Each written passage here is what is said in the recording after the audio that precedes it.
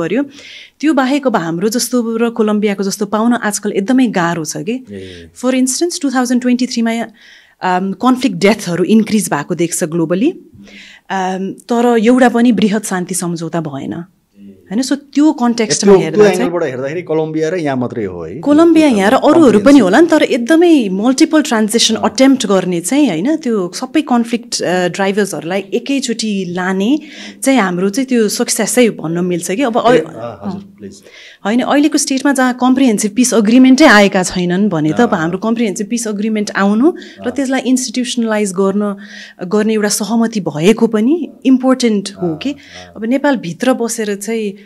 यसको बरु महत्त्व कम देखिएला तर बाहिरबाट हिसाबले हैन इन्टरनेसनली सबै अरु देशको नि हेर्ने हो भने चाहिँ निकै महत्त्वपूर्ण काम नै भएको हो फेरि नेपालमा एउटा त यसो हामीले हेर्दाखेरि पनि के देखिन्छ भने धेरै देशमा एउटा आर्म्ड